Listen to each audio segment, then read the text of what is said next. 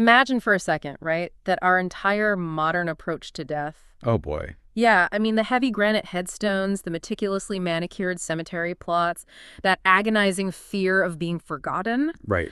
What if all of that is actually a massive intellectual downgrade? A downgrade. Wow. Yeah, what if thousands of years ago, humanity had this framework for mortality that was just so conceptually sophisticated, so philosophically advanced, that they would look at our modern graveyards and just see primitive, ego-driven anxiety? I mean, it's a radical proposition, Mm, especially when you consider just how deeply entrenched our modern rituals actually are. totally. We spend so much time and honestly so much money trying to anchor ourselves to the earth. Right. Leaving a physical mark that says, I was here. Exactly. But what if the ultimate goal isn't to be anchored at all? What if the true victory is actually the complete and joyful vanishing of the physical self? Well, if you look at Western and even a lot of modern Eastern traditions today, the grave is fundamentally viewed as a container. Yeah, like a box. Exactly. It's a sealed vault. And the emotional weight of visiting a graveyard is tied entirely to the idea that something precious is trapped beneath the soil, Right. and that the story has reached this definitive, unyielding halt. The architecture of our cemeteries completely reinforces this. We use the heaviest stones we can possibly find. Marble, granite, bronze, yeah. Right, because we crave permanence.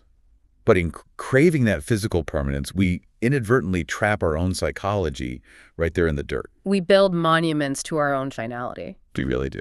And that is exactly what we are dismantling today. So welcome to this deep dive. Glad to be here. Today, we're on a mission to completely reconstruct your understanding of mortality, legacy, and what it actually means to leave something behind. It's a huge topic. It is. We're exploring the stack of historical and philosophical materials that decode a deeply ancient, incredibly open-minded perspective on graves, the soul, and the true essence of life itself. And we should clarify, this isn't just about how people used to bury each other. Right. No, not at all. It's a profound paradigm shift in how we view consciousness itself. Exactly. We're going to unpack some ancient ritual texts. We'll explore this mind-bending historical concept known as the Book of Three Tombs, or Sanfen. Which is fascinating. Oh, it's amazing. Yeah. We'll decode the widely misunderstood practice of burning paper for the deceased. And finally, we'll walk you through the stunning, tangible, visual evidence of all this hidden inside the Ganghi grottos. The primary objective here is really to decode the narrative logic of our ancestors. Because it is incredibly easy for a modern mind, equipped with all our modern biases, Right. to look at ancient rituals like burning paper offerings or carving elaborate ceilings in dark caves and just dismiss them as mere primitive superstition. Yeah, like, oh, they just didn't know any better. Right. But when you examine the actual mechanics of these practices, you uncover a highly sophisticated, deeply liberating framework. Liberating is the perfect word for it.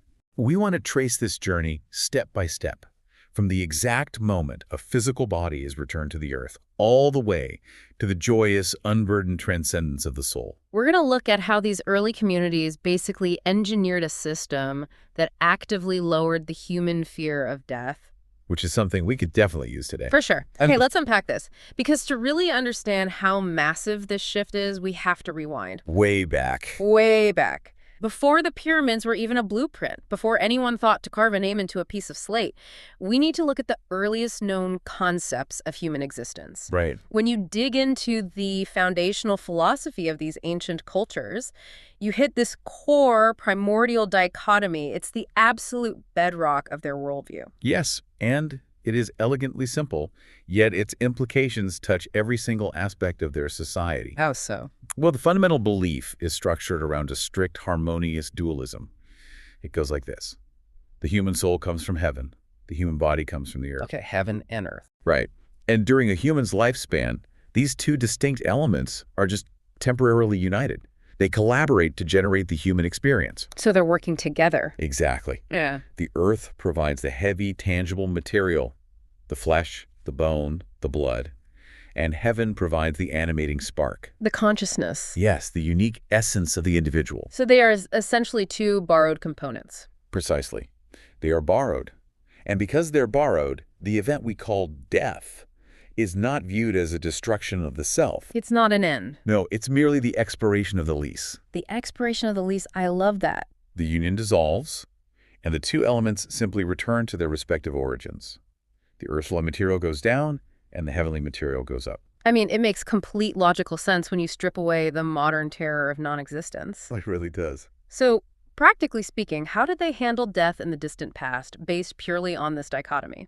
Because if you don't believe the person is the body, what do you even do with the body? The historical records show that originally, in the deepest antiquity, there were no graves at all. None. No mounds, no markers. Which for us today sounds incredibly disrespectful. To us, it sounds like abandonment, yeah. But to them, it was the ultimate act of alignment with natural law. Wow. In that ancient era, the community's entire focus was on the spirit. When someone passed away, the community performed a specific rite known as a soul ascension ritual. Soul ascension, so going up. Exactly. The mechanics of this ritual were entirely upward-facing. The goal was to ensure the heavenly component of the soul successfully detached from the heavy physical form and navigated its way back to the celestial realm. And the body, like the actual physical remains. The physical remains were handled with what we might call a profound, pragmatic humility. Pragmatic humility, what does that look like? They dug a hole in the ground, placed the body inside, covered it with dirt, and flattened the earth. Flattened it. Completely flattened. That was it. They didn't raise a mound to mark the spot. They didn't plant a specific tree or erect a stone. They just left it. The physical form was seamlessly reintegrated into the landscape. Mm-hmm. The person, in a physical sense, completely disappeared. They just vanished back into the environment. You know, trying to wrap my head around this mindset, the best analogy I can come up with is actually how we interact with modern technology. Oh, I'm intrigued. Think about a laptop that has finally reached the end of its functional life. Right. The motherboard is fried, the screen is cracked, the battery won't hold a charge. That physical hardware, the aluminum, the silicon, the plastic that is the body, I see where you're going with this. it originally came from the earth, it was manufactured, and now it's broken. So what do? You don't build a shrine to a dead laptop on your desk. You definitely dope. You send it to a recycling center to be broken back down into its desk materials. That is a surprisingly accurate parallel. Because the intrinsic value of the computer was never the aluminum casing. Exactly. The value is the data. The software, the memories, the operating system, the photos you saved, that is the soul. Right. Before you hand over that physical hardware to be recycled, you initiate an upload.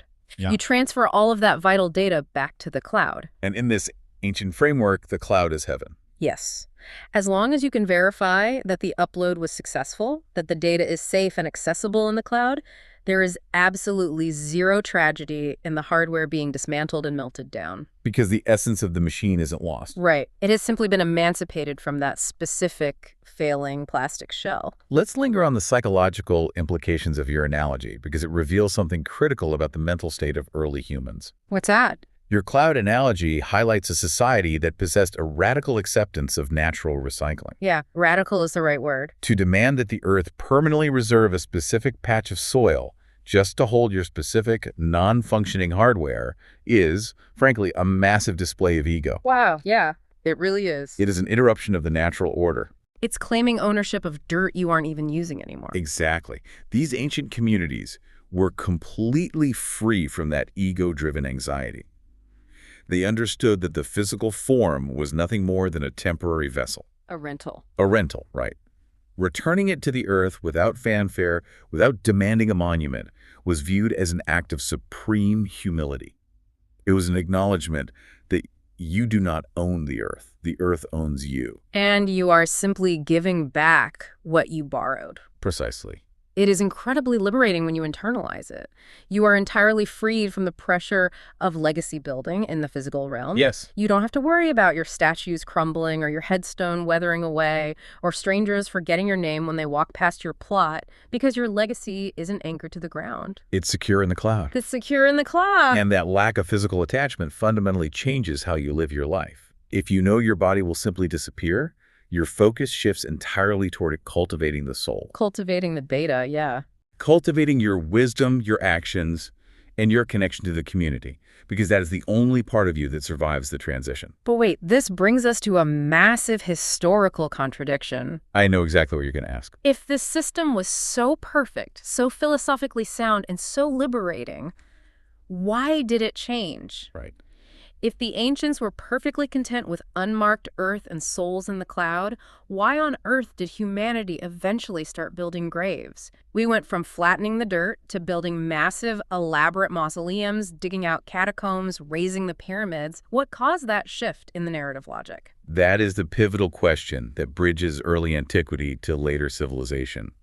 And to understand the answer, we have to completely discard our modern definition of a grave. Okay, discard it. When we ask why did they build graves, we were assuming they built graves to hold bodies. Right, which seems obvious to us. But the historical texts from this era introduce a paradigm that flips that assumption on its head. The grave was not invented as a storage unit for a corpse. It wasn't. No, it was not even invented primarily to memorialize the dead. The grave, in its earliest conceptual form, is defined as a classic. It is a text. A text, like a piece of literature. Functionally and symbolically, yes. In ancient records, the concept of the grave is intrinsically linked to something called the Book of Three Tombs, or the Sanfin. Okay, I need to pause you here because Book of Three Tombs sounds like the title of a fantasy novel. What exactly is the Sanfin? It requires a bit of etymological decoding. Lay it on me. In classical Chinese antiquity, the Sanfin Three Tombs and the Wudian Five Classics were legendary foundational texts. They were believed to contain the ultimate wisdom, the highest cosmic order, and the foundational knowledge of the earliest, most revered ancient sovereigns. Okay, so they are literal books of wisdom. Yes, but the word fen itself is fascinating because it carries a dual meaning. It translates directly to a mound, a raised bump of earth, or a grave. Okay. But it also means a great book, a major classical text. Wait, so the language itself doesn't distinguish between a mound of dirt and a repository of wisdom? Exactly. The linguistic overlap is the key to the philosophy. That's wild. In this framework, the surface of the earth itself is conceptualized as an infinitely vast, open history book. The earth is the book. The earth is the book. And the physical mound you raise on the surface of the grave is not a container for the meat and bones below. The grave is an index. An index? It is a physical, geographical bookmark. Okay, so sticking with the book analogy, if the earth is a massive encyclopedia, the grave is just the little protruding tab that lets you find the right page. That is exactly right. Wow. The body down below is just the recycled hardware, completely irrelevant to the ongoing function of the site. The raised mound on the surface is simply a locator point used by the living. A coordinate. Yes, a designated coordinate where the living can go to access the cloud, to connect with the wisdom, the history, and the spiritual energy of the ancestors who have ascended. This totally reframes how we look at every ritual associated with graveyards. Let's look at one of the most common and frankly most visually striking rituals that still exist today. The practice of visiting a grave and burning paper. Yes. If you travel through many parts of Asia or visit communities around the world during certain festivals like Qingming, you will see people gathered around graves, lighting fires, and burning specialized paper offerings, sometimes called joss paper. Yes, and the modern surface-level interpretation of this ritual is heavily skewed by the Western concept of the grave as container. Right, because if an outsider or even a modern practitioner who has lost the philosophical context watches this ritual, what do they see? They see a scene of sorrow. Exactly. They see living people trying to send money or paper houses or paper clothes down into the dark earth to comfort a poor, lonely ghost who is trapped in the underworld. It feels very heavy. It feels like a desperate act of caretaking for someone who is imprisoned in the dirt. It feels sad. But when you apply the logic of the Sanfin the Grave as a classic text, that modern interpretation is revealed as a massive, fundamental misunderstanding. How so? If the grave is not a prison but an index, then the act of burning paper is not an act of mourning or underground caretaking. The act of burning paper is literally the mechanism for opening the book. Opening the book. So the fire isn't just a dramatic way to destroy paper. No. The fire is a functional tool. It is the catalyst. Think about the physical properties of fire and smoke. You take a solid, earthly material paper and you apply fire. Right. The fire consumes the material and transforms it into smoke, which is ethereal, weightless, and naturally rises. Brings up. The fire and the smoke act as the password. They are the key turning in the lock of this earthbound index. But hold on, let me play devil's advocate for a second. Please do. I understand the philosophy of the password and the smoke rising to the cloud, but if you actually attend a traditional grave sweeping, the emotional reality is often very different. I know what you're going to say. It is inherently a scene of mourning. People are weeping. They are feeling the visceral pain of absence. How can we sit here and say, oh, they're just opening a book, it's not about grief? It feels like this philosophical framework ignores the very real, very messy human pain of losing a loved one. That is a very fair critique, and it requires us to distinguish between the original intent of a ritual and its emotional degradation over centuries. Emotional degradation, okay. You are absolutely right that today the dominant emotional tenor at a gravesite is often grief. But we are archaeologists of narrative logic right now. Digging down to the root code. Exactly. And originally, the texts indicate that visiting the index was not designed to be a venue for despair. It was designed to be a seminar across life and death. A seminar, like an academic conference with the deceased. In a deeply spiritual and intellectual sense, yes. The purpose of going to the index was not to weep over the decaying hardware in the soil. Right. The purpose was to engage in an active, dynamic session of retrieving and awakening life information. Let me borrow your earlier analogy. Go for it. Imagine you go to a magnificent public library to read the works of a brilliant author who died 200 years ago. You pull their book off the shelf, you open it, and you begin to read. Are you standing in the aisle crying because the author's physical body is dead? No, of course not. I'm engaged with their ideas. I'm having a conversation with their mind. Exactly. You are communing with their surviving data. That was the original intent of the gravesite visit. Wow. The living arrive at the index. They ignite the paper, the smoke rises. This is the physical manifestation of cross-boundary communication. It travels from the earthly index up to heaven, pinging the soul. Yes, the ritual temporarily bridges the gap, allowing the living to commune with the ancestral wisdom, to seek guidance, to reaffirm the cosmic order, and to read the classic text of their lineage. It is a transmission of knowledge, not a wallowing in loss. Exactly. That is a staggering shift in perspective. You are literally going there to learn. You are initiating a download from the cloud. A download, yeah. And the smoke is the fiber optic cable that temporarily connects the two realms. And this brings us to what might be the most radical philosophical conclusion of this entire deep dive. Which is? Because if we accept this premise, if a grave is merely an index in the earth, a communal bookmark, and the actual essence of the person is safely stored in the heavenly cloud, then our modern obsession with personal, individualized graves is completely illogical. Yes. This is where the ancient logic actively indicts our modern behavior.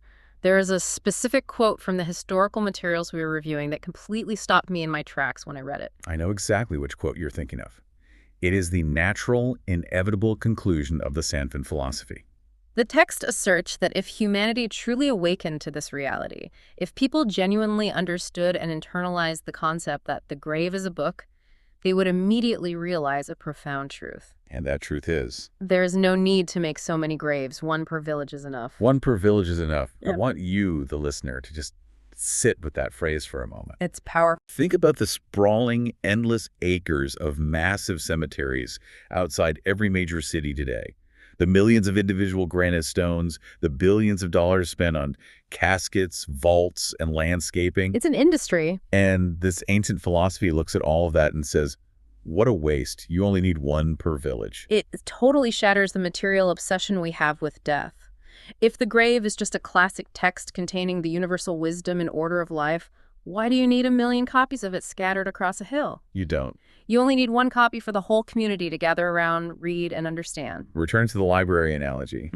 If the grave is a repository of universal truth, it functions like a town library.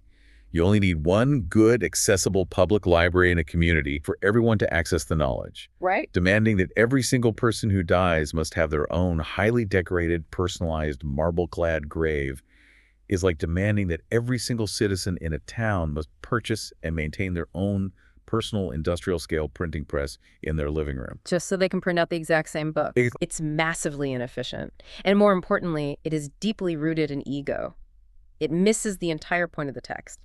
You are so obsessed with owning the printing press that you forget to read the book. That's a great way to put it. I really want to ask you, the listener, to pause and reflect on this.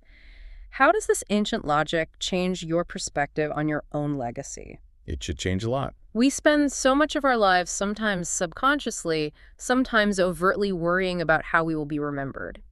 We worry about what physical footprint we will leave behind, who who will maintain our plot, who will visit our specific patch of grass. We burden our descendants with the maintenance of our hardware. Exactly, we hand them a chore.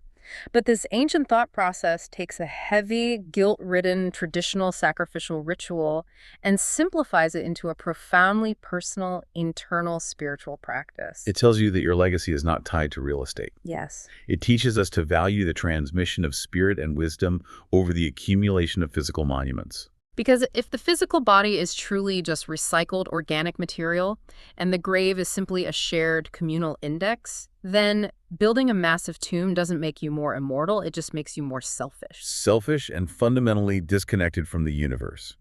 True legacy is the wisdom you contribute to the collective cloud. The data. The data, the lessons you teach, the love you demonstrate, the moral order you establish. That is the data the living will access when they metaphorically open the book of your life. It takes all the pressure off. You do not need to build a pyramid to ensure your existence mattered. You just have to contribute high-quality data to the network. Beautifully said. But this philosophical framework, as elegant as it is, still leaves a lingering question regarding the actual mechanics of the ascension. Right. We understand the Earth side of the equation now. The body's recycled, the mound is an index, the living burn paper to send the password up in smoke. But what is happening on the receiving end? Exactly. When that cross-boundary communication is initiated, where exactly is it going? What does that transition look like? And what is the soul experiencing as it navigates away from the physical world? To answer that, the historical materials tell us we need to physically and metaphorically change our posture. We need to stop looking down at the dirt, and we need to start looking up. Looking up. And this brings us to some of the most spectacular, breathtaking physical evidence of this entire philosophical system. The Ganggi Grottos. The Ganggi Grottos. This is hands down my favorite part of the deep dive. The abstract philosophy suddenly becomes tangible, engineered reality. It's where the ideas take physical form. For our listeners who might not be familiar with grotto art, particularly in ancient China, grottos are these incredible, massive complexes of caves carved directly into the sides of cliffs and mountains. Huge architectural undertakings. They are filled with thousands of statues, intricate carvings, murals. They are absolute architectural wonders. And they're not just art galleries. They are intensely functional spaces. The Ganggi Grottos, carved during the Northern Wei dynasty around the early 6th century, represent a masterclass in using physical space to manipulate human psychology and theology. Manipulate in a good way, you mean? Yes, to guide the mind. The specific feature we need to focus on is found when you walk into these caves and look straight above you. It is an architectural feature called the Zhaojing. Zhaojing, which translates roughly to a caisson ceiling, right? Yes, a caisson ceiling. Caisson ceilings are incredible. For the listener, imagine a flat ceiling, but in the center, there is a deep, recessed, multi-layered geometric dome that steps upward and inward. Exactly. It is a complex, interlocking structure. But in the Ganggi Grottos, the Zhaojing isn't just geometric, it is heavily stylized. Tell us about the stylization. When you stand in the center of the dark cave and look straight up into the recess of the caisson, you see a stunning, intricately carved central spiral, often manifesting as an enormous blooming lotus flower. Wow. And swirling around that central lotus, carved in high relief into the stone, are multiple dynamic, flowing, flying figures. And the sources emphasize that this specific architectural design, this swirling, populated dome above your head, is not merely decorative. Not at all. The monks and artisans who spent decades carving these cliffs weren't just trying to make the ceiling look pretty.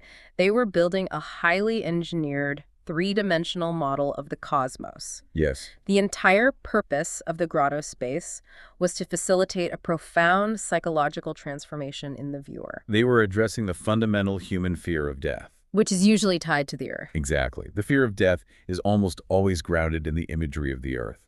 We fear the dark. We fear the enclosure of the coffin. We fear the crushing weight of the dirt. We fear the decomposition of the body. Right. The grotto was engineered to take that heavy earthly terror and physically, spatially transform it into an experience of sublimation, release, and vertical ascension. It is essentially immersive theater for the soul. That's exactly what it is. The historical texts detail a very specific, crucial concept tied directly to the design of these ceilings. It is called the Kaishan ritual, which translates literally to opening heaven. Yes, Kaishan. And this must be understood alongside another core concept called Dugi, Doogie. which means saving the spirits or Yeah. delivering the souls. The entire overarching purpose of the Kaishin ritual, and the reason it is permanently carved into the stone architecture of the grotto, is to ensure the successful, unimpeded guidance of the deceased soul into the heavenly realm. I want to walk the listener through the actual sensory experience of this space because the spatial manipulation is just brilliant. It's masterful. Imagine you are a person living 1,500 years ago. You are mourning a loss. You walk up to the cliff face, leaving the bright sunlight, and you step inside the grotto. It's dark. You are now encased in stone. It is dark. The air is cool and damp. You smell the earth. Your immediate sensory input is deeply tied to the earthly realm. Exactly. The physical environment of the cave perfectly mimics the physical reality of the tomb. You are standing inside the earth. If you only looked straight ahead at the walls or down at the stone floor, you would feel enclosed. You would feel trapped. You would feel that heavy granite sadness we talked about at the very beginning of this deep dive. You would be confronting the finality of the physical body. But the architecture does not allow you to remain in that posture. The space demands a physical reaction. How so? The focal point of the room is directly above you. The architecture forces you to tilt your head back and look up. And the moment you change your posture, everything shifts. You look up, and suddenly the heavy enclosing rock gives way to this magnificent, soaring, swirling dome. It creates an illusion of infinite vertical depth. It really does. It represents the open sky, the boundless cosmos, total spiritual freedom. The building itself is actively coaching you. It is literally grabbing your chin, pulling your gaze away from the dirt and saying, stop looking down at the decomposing hardware. Look up at the eternal data stream. It is a profound, intentional manipulation of physical space to induce a theological epiphany. An epiphany, yeah. The stark contrast between the heavy, dark, enclosing walls of the cave and the dynamic, swirling, expanding ceiling forces your mind to intuitively comprehend the core primordial dichotomy we started with. Body and soul. Yes. The cave walls are the body heavy, earthen, temporary.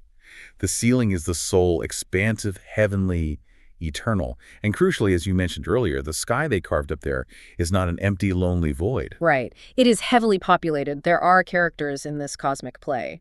If we really want to understand the emotional tone of this journey, we have to look closely at those flying figures carved around the lotus. The apsaras. Yes, known as apsaras, or fetishin in Chinese art.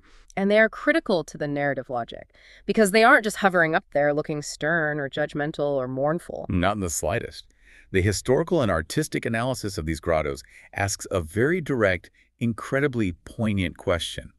What are the flying deities in the Gangi grottos so happy about? Which is such a brilliant question to ask of funerary art. It really is. Because if you look at the art associated with death and tombs in many other ancient cultures, it is intensely somber. It is designed to be intimidating. Think of the Egyptian gods weighing a human heart against a feather to determine their eternal fate. Exactly. You have grim reapers, weeping angels, terrifying depictions of the underworld.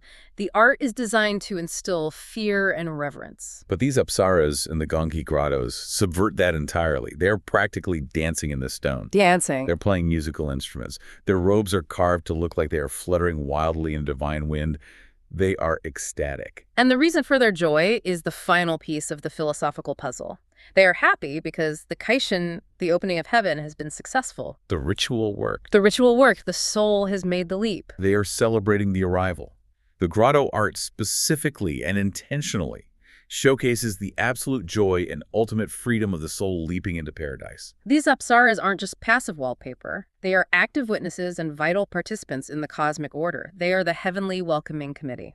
And we must connect this back to the ritual of the index on the earth. Okay, bring it all together. When the living community gathers at the grave, when they ignite the paper and send the password up in smoke, the apsaras are the entities on the receiving end. Oh, I love that. They witness the communication initiated on earth, and their carved eternal joy is the confirmation to the living that the message was received. The soul is liberated. I want to synthesize these two realms for you, the listener, because when you put the two halves of this philosophy together, the imagery is just incredibly powerful. It's beautiful. Picture the split screen in your mind. Down below, on the earthly plane, you have a person kneeling in the dirt next to a mound. They are lighting a fire, they are burning paper, To an uneducated observer, it looks like a sad, desperate, earthly chore. But we now know better. Exactly. We know that fire is the password. It is the login attempt. It is opening the book of the earth. The ritual of access. Yes.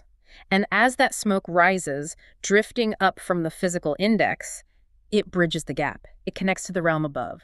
And up above, represented in the soaring ceiling of the grotto, you have these joyous, lightweight, wildly ecstatic apsaras. They represent the heavenly acknowledgement. To use our tech analogy one last time, the smoke is the data packet being sent, and the dancing apsaras are the server pinging back, flashing green, saying, upload successful, the data is completely safe, the hardware can be discarded, the soul is free.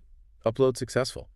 It is a perfect modern translation of an ancient triumph. It really works. And we have to deeply consider the profound psychological impact this entire system had on the people who practiced it. This combination of radical philosophy and beautiful artistic expression served to permanently lower the living's fear of death. Because when your worldview dictates that death is a dark, sealed hole in the ground where you rot, you inevitably live your life in terror of the end. You cling to the physical world. You build heavier and heavier stones to try and hold on. Exactly. But this philosophy, vividly brought to life by the spatial architecture of the grottos, takes that horrific imagery of physical decay and simply deletes it. Just deletes it. It replaces it with the beautiful, dynamic, musical imagery of eternal flight and cosmic harmony. It provides a narrative logic that tells the living, in no uncertain terms, do not weep for the empty shell, celebrate the leap. Celebrate the leap. That is such a powerful, resonant takeaway. We have gone on an incredibly deep journey of narrative logic today. We covered a lot of ground. We really did. We started by unpacking that ancient primordial dichotomy, learning to accept the clean, natural, inevitable separation of the earthbound flesh and the skybound soul. We learned to see physical graves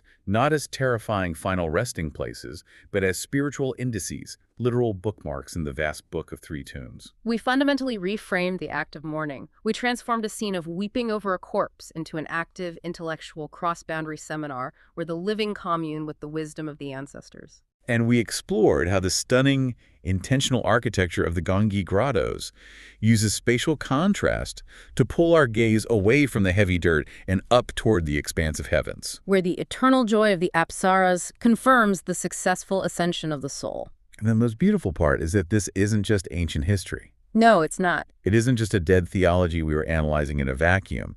It is a blueprint for a much more open-minded, much less fearful way to live our lives today. It completely frees us from the heavy, expensive, ego-driven burden of physical legacy. It tells us that we do not need to conquer the earth or pave over the grass with marble to secure our place in eternity. The earth is just the hardware store.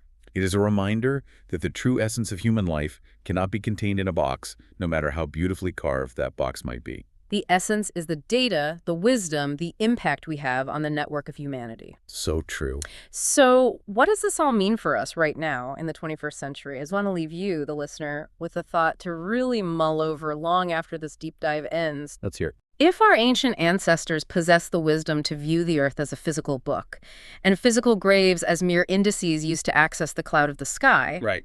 how might we, in our increasingly digital and disembodied age, design our own indices?